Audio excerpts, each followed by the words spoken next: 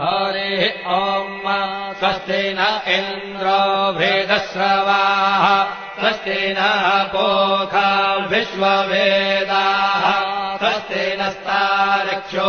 अरिष्टनेमिः स्वस्ति नो बृहस्पतिर्दधातु ॐ पयः पृथिव्याम् पय ओषधेषु दिव्यन्तरिक्षे पयोधाः पयस्वतेः प्रदिशः सन्तु मह्यम् ॐ विष्णोररागमसि विष्णोः श्रोत्रेस्थो विष्णोः